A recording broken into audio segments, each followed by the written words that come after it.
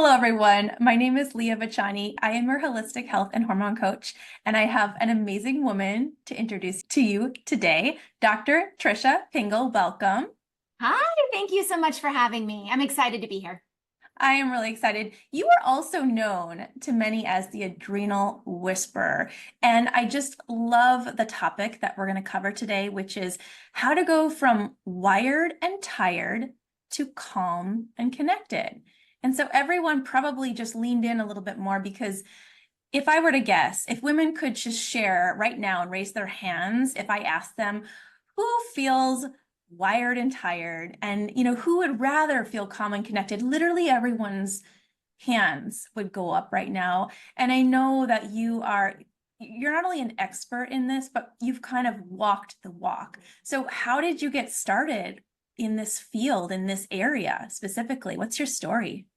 I have so many stories because I think our lives are such just a compilation of different experiences that lead us to where we want to go.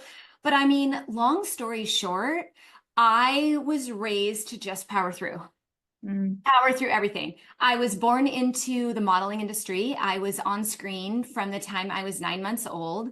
I was taught that you show up, you be what everyone else wants you to be, you don't complain. When things happen, you shove them under the rug, you just keep going forward, you don't let anyone see you cry, you be what people want you to be. And that was an interesting way to be raised, because that's what I learned to do, is to just be like, okay, what does everyone want me to do? And I just won't really connect with who I am. And as I started to get older, my dad had a massive stroke when I was 24 years old, knocked him into a coma. He was unresponsive. I flew up to my hometown. The doctors wouldn't give me any answers, literally none. Well, maybe he'll wake up, maybe he won't. If I could even find a doctor, I should say, if I could even find one to give me a minute, just a minute, to explain to me what was going on. So what did I do? I did what most probably your audience would do. I didn't cry. I didn't grieve. I took care of everybody else. I made sure everybody else had the information. I sat with my dad. I just hoped he would wake up. I just kept going. And when we did have to let him go, I didn't grieve. Mm. I thought maybe I grieved at the time. Like I thought, oh yeah, I'm sad. I didn't really grieve and understand the impact that losing that parent at that time in my age would be. Fast forward, I decided to go to medical school because I'm like, this isn't working. Like, this is not working. Our healthcare system is not working as it is. Because I should say, I want to add real quick, he had been told that he was fine by the cardiologist. Your blood pressure's under control, your cholesterol's under control, just eat right and exercise, take care, see you next year. And 2 months later, he was going downstairs. He opened the fridge to get out some juice and fell to the floor, and that was it. And he didn't wake up that day thinking, I'm not going to survive this day, and we wake up every day and just power through and don't always stop to think, wait a minute, we woke up today. That's awesome. But Wow. fast forward, I had grandparents that declined very rapidly, went through dementia. I powered through. I took care of them while I was also going to medical school. I got married. I had children. I opened a practice. I just kept powering through. My mom was diagnosed with cancer. Fast forward to 40 years old. I was very close with her. I felt I needed to take time, away from my practice to be with her, watched her decline. She declined. My body finally said, you know what? You can't do this anymore. You can't power through this one. You are going to grieve. And not only did I grieve my mom, I grieved my grandparents, my uncle, my dad, the loss of time and friendships that I had through medical school, the loss of being an independent woman when you become a parent. I mean, there's all these losses that we go through that we don't even realize we're going through that have to do with identity and authenticity. And it was at that point where I said, you know what? I can't do this anymore. I can't pretend to be someone else anymore. I have to take care of my health. Had lost almost all my muscle. I weighed almost nothing. My hair was falling out. I looked like crap. I had lost my joy. I didn't call my friends. My menstrual cycles were insanely horrible. I mean, it was just, and nobody was giving me any answers, Mm. right? So I just decided in that moment, I'm going to make a shift. I'm going to make a mindset shift. I'm going to take what's happened to me and I'm going to look at it in a different way. And when I do that, now I'm going to go in and I'm going to restart repairing my body. I'm going to start nurturing my body, and I'm going to start figuring out who the heck Tricia is and what I'm going to do about it. And that was a huge shift. And when I did that, I was able to offer that to my patients. I started to see them become well so much faster. I started seeing them find their joy. They had more energy. They were sleeping better. They were actually getting more done by taking time for themselves. And I thought, this is what the world was trying to tell me back when I was with my dad in that hospital, when I said there's something different in healthcare that can happen. It doesn't have to stay this way. We actually have far more power than we may realize. And that's where it all shifted for me, and started shifting for what I did with my career. And I started getting out and talking, and I started, showing up so that I can hopefully inspire others to actually take the moment to pay attention to their own health, because it does make a huge difference in just your quality of life. And I don't know about you, but if I'm going to be here a while, I want it to be good quality of life. I don't want to be here with poor quality of life. It doesn't make any sense to me whatsoever. I love that. I talk to my clients all the time about a health span versus a lifespan. I don't want to just be sitting here when I'm 90. I want to be enjoying life and feeling vibrant and amazing. So I'm totally on board with you on that. And it So goes fast, we miss these little things when we're so busy just trying to keep up with everything. We miss some of the beauty of the crazy stuff. yeah, we miss it. And then from what I hear, I'm in my mid 40s. What I hear from some of my clients that are a bit older, they're like, I was so busy. And then when I had the time, I can't enjoy it now because I'm dealing with health issues. And so that's, I think, our goal. Both of us are here to empower women, to educate women, and, motivate them to stop right now, today, and take that first step towards, well, I'm sure you're going to tell us what we're going to do. So I'll leave that to you, the expert today. But what I love about you is that you basically guide women to understanding how cortisol is at the root cause of most, if not all, of their symptoms. So can we talk about, like, what is cortisol? What is stress? How are they related? Are there different kinds of stressors? Let's start with that. For sure. Yeah. So simply put, cortisol is a hormone released from our adrenal glands. There are many hormones released from our adrenal glands. And the way that hormones work is they all balance each other. They all play together. It's like they're all in a playground. And if one person wants to do this, another one does this, they bounce around. So cortisol is designed to save our life, right? So it can be very good for us in an acute situation. If you have an acute stressor, it helps us get out of that, out of the way so that we can move forward. So imagine this. Imagine you're in the woods and you're just kind of taking a hike, and around the corner comes a bear, right? Your heart rate goes up. You start to freak out. You panic. And your only thing in your mind is, how am I going to get away from this bear? I got to get away from this bear right now. Cortisol helps us do that. It diverts all of our resources, everything. It downregulates things we don't need to save our life, and it gets us away from that bear, which is incredibly useful. But unfortunately, the way that our lives are going, and the amount of pressure that we put on ourselves, and the amount of connectivity and technology that we have, what's happening is we get away from a bear, and there's another bear, and then there's another bear, and then there's another bear. And what starts to happen is you only have to go down a path so many times and see a bear before you're going to start to anticipate that bear. So now you're anticipating bears before they come. So you go on the path with your bear spray. You're like, okay, I know he's coming out of here somewhere, right? And that's where we start to see that anxiousness, that irritability, that anticipation of something that's going to happen that isn't happening. And we have seen a drastic increase in anxiety over the last couple of years. I think it was like 43% of people say they're more anxious this year than last year. The numbers are staggering. And a lot of it is anticipatory bears. So here's the problem. Our body doesn't know the difference between the death of somebody and a cell phone beep.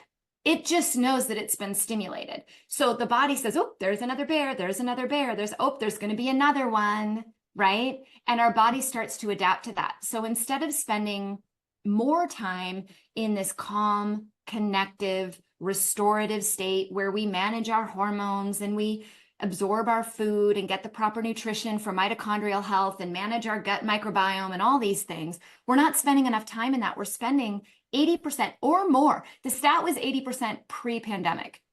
Oh, that was pre-pandemic. that's now. I it's guarantee. changed. Yeah. So we spend all this time in this fight or flight, this sympathetic nervous system running from a bear mode, that our body is adapting to that, and we don't even recognize it anymore. We just go about it. We're like, oh, well, there's another bear. I'll just deal with that. You know what I mean? And you just keep powering through. And this is not healthy for us. So I think it's really important to understand that our body has the ability to manage stress, but it also has the ability to adapt to stress till we don't notice it anymore. And that stressors can be anything, external or internal. And we should talk about that a little bit too. We can dive into that in more detail, but it could be anything. It just knows that it's stimulated. Yeah, let's dive into that, because I know you mentioned that if we're under chronic stress, it's almost like we're normalizing it, which is not a good thing. And so I'm guessing part of this, getting through this, is identifying what is causing the stress so that we can make that shift. So let's talk about external and internal. Yeah, I was just reading a study yesterday, and it was talking about heart health. And it was like, what are the number one things that you can do to lower your risk of heart health? And there's this, manage stress. And I was like, oh, I'll be curious to see what they say. How do we do that? Right. So I read on, and it's like, take yoga. And I'm like, okay, hold up now. Like, don't get me wrong. I love the idea of yoga, but if you don't know how to breathe, you don't know how to get into a zone to do that correctly, you're going to be wasting your time, right?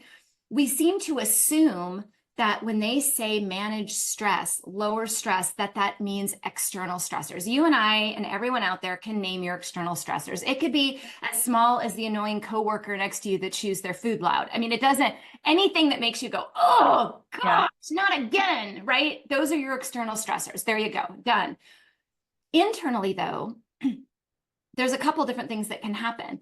When you have a lot of external stress, it impacts your internal environment. We have nutrient depletion. So just the act of releasing cortisol burns through B vitamins, minerals, and vitamin C. Those three things are so important in energy, in immune health, antioxidants, hormone conversions. I mean, B6 is like involved in every single hormone conversion known to man. It is one of the number one deficiencies that happens from running from a bear. So we get nutritional deficiencies from that alone, and that's the most direct one. But we're also downregulating how we absorb our food. So, and you may hear this, I'm sure you hear this all the time. I exercise every day. I eat everything right. I cannot figure out why this isn't working. The weight isn't coming off. My hormones are a mess. What am I missing? Well, a lot of the times what people are missing is they're in a stress state. You can't lose weight in a stress state, number one. Your body's not going to let you because it needs that fat for future energy. It's not going to convert hormones. So now you get a hormone imbalance, and guess what? That's another internal stress, right? It's like a domino effect. It's a domino effect. Mitochondrial health. What is our number one product? This is a great way to kind of think about this. If I have a quick second, is if you think of an assembly line and we have a product. So let's say, like I have a pen here, you're making this pen and it has all these little parts, right? And you have all these sections of the assembly line that add different parts, and everyone has to show up on time and everyone has to be for their job and they all have to work together. Our body is exactly the same way, but the product is energy. So if you imagine you sell the pen, you make money, that goes to the business owner who now pays the employees to come back and make more pens, right? So if we don't have energy being produced from the mitochondria, we can't clear toxins. We can't manufacture hormones. We can't manufacture our hair. All these little things that we think about, we don't have the money to do it, right? So it becomes quite an interesting internal stressor just from simply having one external stressor that lasts longer. And then it's a domino effect, because if you can't produce energy, you can't produce other things. So it's really important to identify the external stressors and then work with someone to identify the internal stressors, because you can only get so far with meditation and yoga, which, by the way, not discounting. I'm huge on mindset, huge on breathing, huge on exercise to calm the body. I think it's so important. But you could do all of that if you don't pay attention to the internal stressors, the way that your body's producing energy and the nutrients that it requires in its assembly line. You can only get so far, right? So you figure out internal, you figure out external, and then I look at 4 different areas: nutrition, movement, supplement, and mindset. And that plan is customized based on what those stressors are and how long they've been going on. Wow. Okay. Well, you just named a lot of things that we can look at. I Sure. know, right? In Where my should head, we the go? list was growing as you were speaking, especially with the external. Well, it's amazing too. I know you said I don't want to discount breath, but for most of us walking around right now, just or listening right now, you touched on this. We don't realize that we're in this constant state of stress.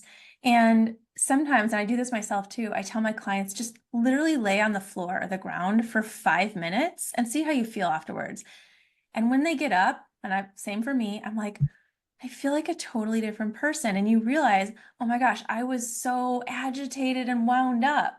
Mhm. And so what you just outlined, that list of both internal and external, they're so real. And if you don't think it's happening to you, just go lay on the floor and you'll figure it out.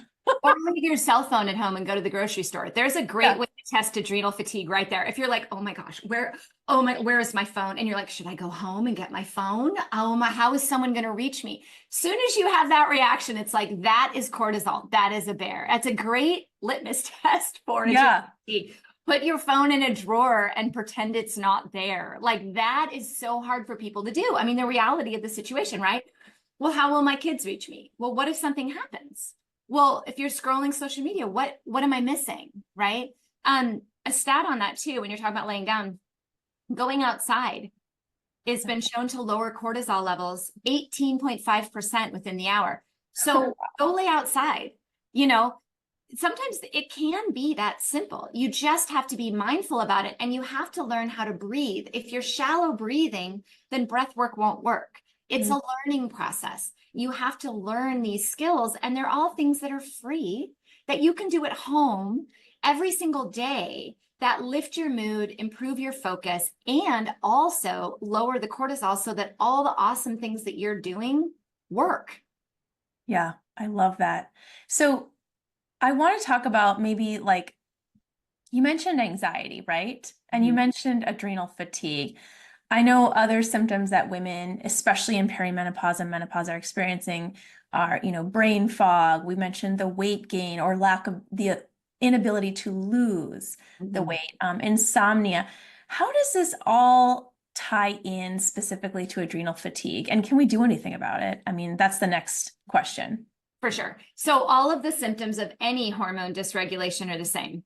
If you looked up, low thyroid symptoms, adrenal dysregulation symptoms, perimenopause symptoms, and even insulin resistant symptoms, you're going to see a lot of the exact same symptoms, right? Because that's how our hormone system works. They play off each other, they talk to each other, they balance.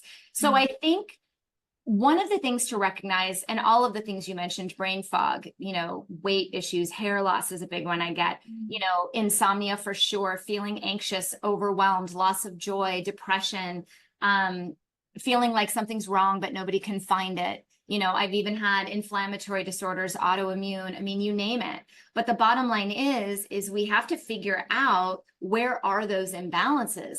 And the reason why a lot of the times the symptoms are the same is these pathways all use a lot of the same parts. They, B vitamins and magnesium and vitamin C are needed in pretty much every one of those pathways. So if you really back up from it and you start to look at, okay, what's the commonality between all of these? Maybe it's a simple nutrient deficiency that's being missed because of adapted stress. So when I say stress or cortisol is at the root cause, I'm not saying that that was the original kickoff. Then that your hormones started to change and that was stressful on the body and that caused the kickoff. And then something happened externally. The bottom line is cortisol is involved in every single aspect of this.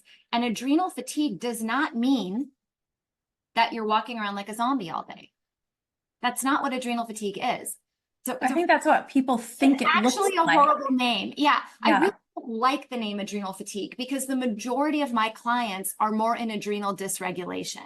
They're where their cortisol is firing at random times, what I call stage 2. So stage 1 is when you feel pretty darn good. You're Superwoman. We've all been there. Yeah.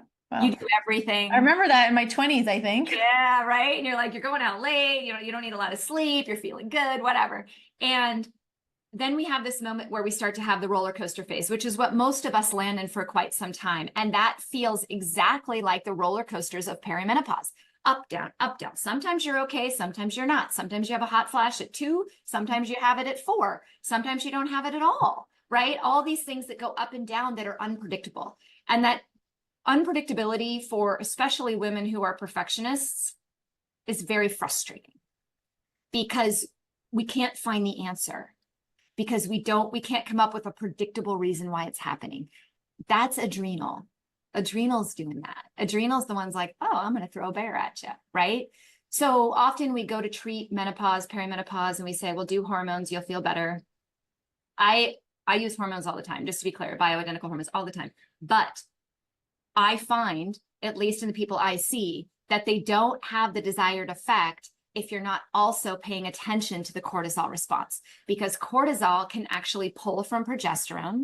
So in many cases, you could say, I'm not sleeping, I'm having hot flashes at night, I feel, lack of joy. And someone will say, oh, great, take progesterone at bedtime. You'll sleep well. Cool. Unless cortisol wants it. And cortisol will pull from the progesterone, make more cortisol, and you're up all night. And you say, that didn't work, right? Where if you were down regulating cortisol at that time, while also putting in the progesterone, it's going to have a stronger effect and you're not going to need as much progesterone, right? How you're describing it seems like all of these hormones are like a symphony. And if they're all out of tune, but you only fix like the strings or the brass or whatever is in an orchestra, I don't even know. But like if you're only fixing a few instruments, it's still going to sound like crap. You have to retune all of them, right? I mean, small little ways. This isn't a drastic, I feel like from the outside, probably when people hear me talk about this, they're like, oh my God, this is so overwhelming. How am I supposed to do it? But the beauty is with hormones, you don't have to be drastic. You just make one small little tweak at a time. And then you lean into the body and you listen. What is my body trying to tell me? Is this working? Is this not? What time of day is this working or not working? You start getting more investigative and make more inquiries to your body and looking at labs and working with someone that can help you balance that out. It's actually so much simpler than it sounds. I think it's harder to just throw a hormone at it and say, okay, take care. We'll keep raising the dose. We'll keep raising the dose. I think that's worse. That's harder to manage. I would rather have all of it in small little steps because it's sustainable and it's doable. And my patients can understand, oh, this is happening because of X, Y, and Z. I need to do X, Y, and Z. We need to slow down a little bit and really realize how connected we are with our body, our heads to our body. Yeah. You said something that I kind of want to unpack a little bit. You said, listen to our bodies. And I'm wondering if like some women don't even know what that means, what that looks like. So can we unpack that a little bit? Because that sounds really important. It is really important. And I'm trying to think how to go about answering, like, how do you do that? But I can say when I was at my lowest and I was really just not okay, my head was completely detached from my body. I looked in the mirror. I hated what I looked like. I didn't see much joy in getting up and doing anything because it was just stuff I have to do. Right. And I think where the shift. Heard you use that word. I know. So instead, I shifted it to start to pay attention to what I get to do, what I have a choice to do. I started to realize how much choice we have in it. So I think one of the first steps to start to listen to your body is start to give gratitude to your body. You know, my mom was dying of cancer. She had lost a ton of weight. She could not go to the bathroom by herself on a daily basis. She needed assistance. And she spent her entire life, she was a decently well-known model. Her entire life was doing that. And she spent her entire life worrying about 10 pounds. How am I going to lose that 10 pounds? How am I going to lose that 10 pounds? And she said to me about a month before she died, we were watching HGTV and she literally could barely feed herself, couldn't go to the bathroom by herself, couldn't shower by herself. didn't have the strength to walk without a walker. And she said, I really wish I wouldn't have spent so much time worrying about that 10 pounds and beating myself up, because I would give anything for 10 pounds right now. And at that moment, I started to realize, you know, I get to wake up every day. I get to go to the bathroom by myself. I get to show up and do my job, whatever that may be, whether it's a bad day, a good day, whether there's stuff falling on my desk I don't want to do. I get to do it. I get to make a choice. Do I want to do it? Do I want to give it to somebody else, or do I want to ignore it? That's a very powerful choice. And when you start looking at your body and you start looking at yourself in the mirror and you start saying with gratitude, thank you so much for allowing me to make a choice today. And then you start with one choice. What am I going to eat for breakfast? Right? You have a choice, right? I'm going to make a choice to breathe for 30 seconds. I'm going to lay down on the floor for 5 minutes and start my day. These are all choices we make. Every single choice we make goes towards the whole. When we save up for our retirement, we take a little bit of money out of our paycheck every single time so that we can retire and go party. That's what I'm doing. I'm partying. I'm dancing. There's going to be a party. That's it. But I'm coming to see the hip hop dancing, by the way. I want to see the hip hop. We got to talk about dance for sure, because that's part of it, right? That's part of my advice. But yes, we digress. I totally derailed you. So we go, no, that's cool. So, you know, we save up, right, for this retirement. We can do the same for our health. Every single choice we make is like putting into a health bank. And as we get older, those little choices, those little gratitudes, those little get tos will actually calm the body down.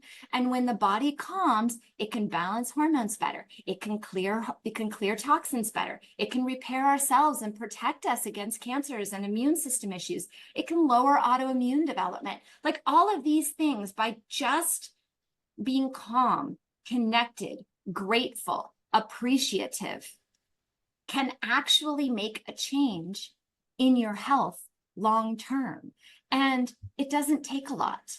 It takes a minute, a little sticky note on your mirror, right? That reminds you when you start to look at your bloat and you start to pick on yourself to not do that. I have not met a single person in my life that isn't absolutely beautiful. And it doesn't matter what their physical appearance is. There's a beauty inside everybody's eyes and everybody's soul and everyone's experience. And that is my favorite part of life, is meeting every single person and seeing their beauty. That is like one of the coolest things to be able to experience while being alive. Yet it's one of the most underappreciated things. We just don't do it enough. Every single person is beautiful. Connection, community, support, so important. So important. So that's where you start. Wow, that was really powerful. And I agree with you. I think that's a huge component missing, is the connection to yourself, to your heart, to your body, and also to others, not through, I mean, ideally we would not be doing this through Zoom. We'd be face to face, you know, that type of connection. And I think what I love most about what you just said is those little things we can do that are free, that are accessible right now at our fingertips, or, you know, on the ground outside, or just breathing.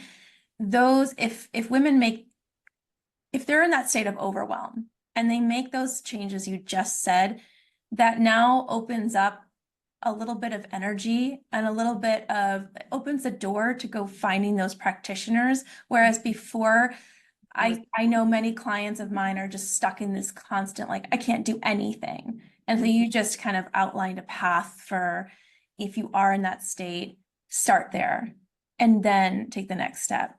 And if you're facing a bear, one of the first things you need to ask is this worth my energy? Can I control the outcome? And then based on those two answers, you make a choice. Am I going to do this?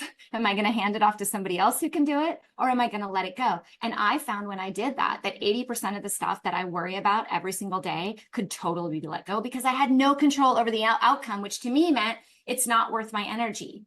And just making those small shifts in the moment allows you to actually do more and allow more time for yourself. And then, like you're saying, be able to commit. It's so overwhelming to find a practitioner when your brain is overloaded with information. So simplify it. Simplify it for yourself so that you can make choices. I love that. It's a mindset shift. 100%. And you cannot heal the adrenals without the mindset shift. That's the number one thing that people can't do. People take the supplements, they'll do the diet, they'll do movement, they'll get their internal stressors figured out, and they're like, okay, well, balance my biochemistry. But at some point, you actually have to change the way you look at the world. And one of my best tips for that, and this kind of goes into dance, like, why did I start dancing? Why do I dance all over Instagram? First of all, I don't love social media. I think it's a horrible bear. I think it could be so destructive. I see it in our kids destroying their mindset. So I was like, number one, if I'm going to show up here, I'm going to have fun with it. I'm going to make it fun so that when I show up, I can do it. But dance is what actually saved my life, because it was in that moment of low where I said, okay, Tricia, you're either going down or you're going to have to pick yourself back up. And I said, what did I love to do more than anything when I was a kid? And my dad was a musician. And I mean, he was a photographer and in advertising, but he played music to relax. That's what he did. So every morning I woke up, the guitar was strumming. We always got together and had these parties, and there was music and dancing and whatnot. And I was a dancer. I was on a dance team. I loved to dance my entire life, and particularly hip hop for some reason. And so I was like, I'm going to go back to hip hop. And I was 41 years old, and walked into a hip hop class, all 14-year-olds, advanced hip hop. My body could not do the routine. It could not. I had lost, more than anything, I had lost that connection between my brain and my body. But then I started to realize, if my brain says, hey, Tricia, put your arm here, and I have to do that to a certain beat, I'm not thinking about the shoes that my kids left on the floor or the stuff I have to do tomorrow. My bears disappear because I have to be in the moment, and I have to connect my brain with my body. Doing something creative and something you love is one of the best ways to pull yourself out of that low, that moment, to be able to reconnect with your true childlike self. We all had things we did when we were younger that brought us joy. So when I ask people, and I wonder if you have the same experience, what brings you joy? Most of the time they say, oh, I don't know. I don't have anything. I don't have joy. And I'm like, okay, that's the adult you. Right? That's the adult you saying you don't have joy. And we think we're supposed to have joy out of adult activities. Think about when you were a child. What did you enjoy? And go do it. And don't give up. I went back every single week, regardless. I couldn't get the routines, right? And now I do 4 classes a week at an advanced level, and I do routines all the time. And I don't know how, but it just came back. Eventually, it just came back. And I think it was dedication, and it was commitment to finding my joy, to really saying, I've had enough of this. I'm going to make the choice to not be miserable all the time. That's it. I'm just not going to, because it's not worth it to me. Life is so short. My dad died at 59. My mom died at 69. I had very close family friends I watched decline. All of my family is all above me. They all guide me every single day. And I needed to reconnect with that, and I needed to reconnect with me in order to feel them. And I bet you're showing up now as a better mom, as a better partner, as a better clinician in all ways of your life, because you're prioritizing that fun and connection to yourself. And I think as women, especially, especially if we wear 10,000 hats, whether you have kids or you don't, or you have a job or whatever, like, we just find ways to carry 10,000 hats at the same time and juggle all the things. And I find most women I talk to find it very difficult to prioritize themselves. And what you just outlined is like, it seems so simple, and it could be difficult if we don't have that mindset shift that you were talking because about. Everything's a bear. Everything is a bear. And then we'll create a new one, we'll create a new one out of thin air. But is it worth our energy, and do we have control over the outcome? If you can reduce your bears by 80% by doing that, you have more time for you. My favorite excuse is always, oh, I'll start that after the holidays. That's my favorite one.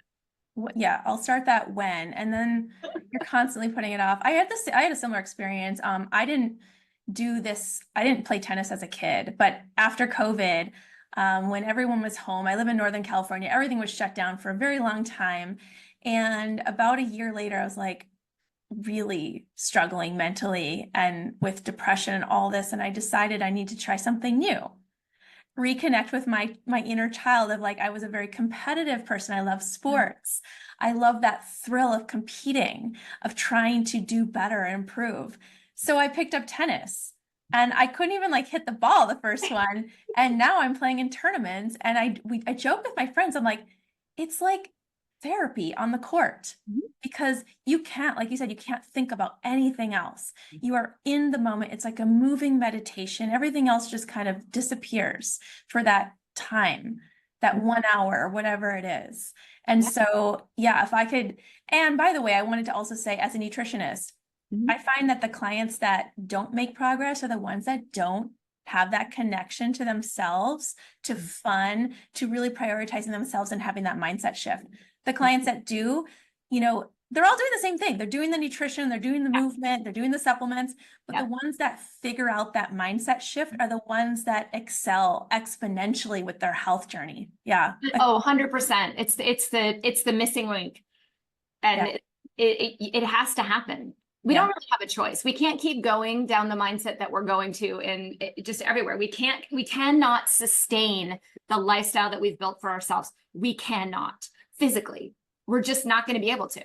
Yeah. And so we have to make a change, and it's up to us to make that change. I don't think going to see your primary care physician and getting 2 labs done and, having them listen to your heart is going to help us change, the trajectory of our lives. It's going to have to come down to us, unfortunately. And it's us finding the right people to help us do that and committing to ourselves first. Yeah. I think as women, we don't want to be selfish, right? We don't want to be perceived. I should say that. We don't want to be perceived by anyone else as selfish. And that's sad because, first of all, we shouldn't care what we're perceived as in some respects. Like, we are who we are. We have to be authentic. I am who I am. You're either going to love this talk or you're going to be like, wow, she is way too much for me. Right. And that's cool. Like, if I speak to one person when I get out there as my authentic self, and I get one person to be like, you know what? I'm going to do this. My day is 100% satisfied, because I just think we have to start getting out there and being ourselves. And if we're always worried about what everyone else thinks, and we're always worried about being perfect or looking perfect to other people, we will never commit to ourselves. Because in order to commit to ourselves, we have to be vulnerable. We have to be honest. We have to be real. We have to cry. Like Inside Out, with joy comes sadness. We have to experience sadness to find joy. Right? Yet when we're sad, we beat ourselves up. It's like, it's okay to be sad. Now, Yeah. what's the joy in that sadness? What comes out of it? Mm-hmm. Is there nostalgia in there? Is there a little bit of something that makes you want to do something different with your life? Like, there's power in connecting with ourselves and our emotions, and we've been taught not to. And to go back to the beginning of the topic that we said we were going to discuss in the beginning, this is all coming full circle. No, really it is. Trust me on this, ladies. You said how to go from wired and tired to calm and connected. Mm-hmm. And that is when you connect with yourself Mm-hmm. and you really truly take a moment, that is calm and connected, and you feel the difference. And I wanted to add something about, I actually think it's being selfish to not put yourself first, your connection, your health, your journey, because, and this is why, especially as women, and especially if you have kids or a spouse or a family that's close to you, they're watching you. And we generally are kind of the gravitational force to a family. Women in general just tend to be that. And if you are being a mentor by doing, if you are being an example by doing the things, everyone around you, your kids, your spouse, your friends, your family, they're all going to look at you and be inspired, motivated. They're going to see like, wow, if she can do it, I can do it. And that's what I think is truly being selfless. I think that's a fantastic way to put it. And it's funny because my kids now, if I say, oh, I don't know if I'm going to go to hip hop class, I'm a little tired, they're like, go. Like, my kids are like, get out of the house, go. I don't want to see you. I'm fine. I can make my dinner. Dad will handle. Like, they want me to go because they see a change in me when I do that or when I don't. And I very rarely miss it. But let's say I go out of town or I'm traveling and I miss it. It's definitely has an impact on me when I get home. I'm a little bit more snippy. Mm-hmm. And I don't like being snippy. I like, so I think they start doing that. I've also noticed my 16-year-old now is like, hey, mom, can you put some broccoli on my plate? And I'm like, what? What did you just say? Well, yes, I'd love to make you more. That's great, But I mean, these are things that I'm starting to see Yeah. My son, my 13-year-old, starting to make smoothies and put protein powder in it. Like, I'm like, whoa, like, what is going on, right? After all these years of all I want is mac and cheese or burritos or whatever they're getting from other people. And I think it is because there's an example being set. Mm-hmm. And having fun with your kids is really important. Yeah. Sometimes we just like, we're like, oh, we have all this stuff to do. It's just having I do date nights with each of my boys individually. And sometimes I do trips where I just take one and it's just me and him. And then the next time I take the next one, and things like that are really, really important. I've learned probably just as much as other people out there that have lost a lot of people that life is short. You know, like I said, my dad just went down to have breakfast. He didn't know that was his last day. He did not know. There was no anticipation of it. Nobody knew.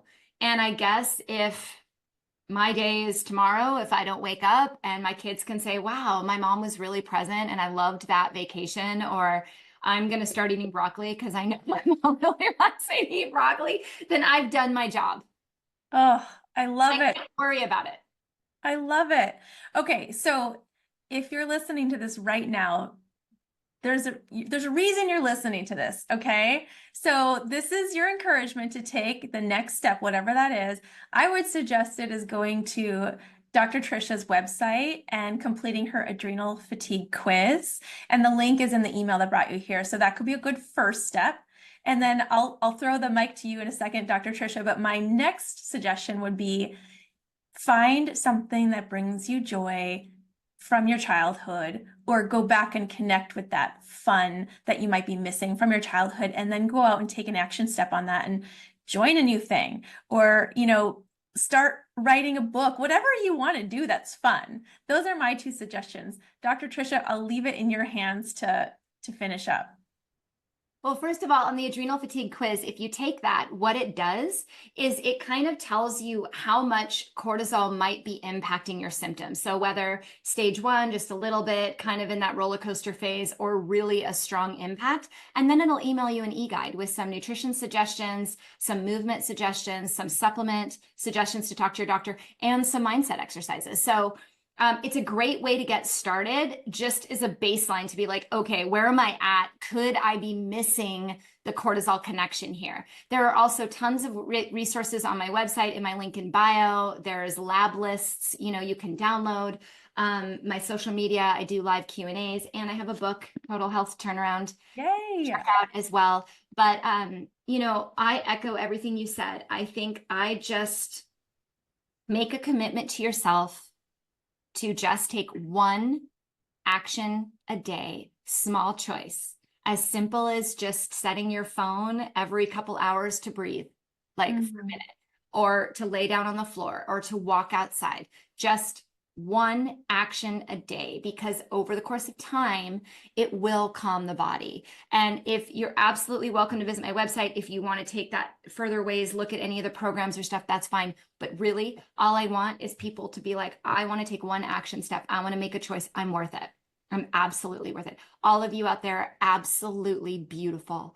There is something so beautiful and so wonderful and so inspiring about you that you have to give to the world. So connect with that, find it, embrace it, and your health will follow. So good. We're going to leave it right there. That's perfect.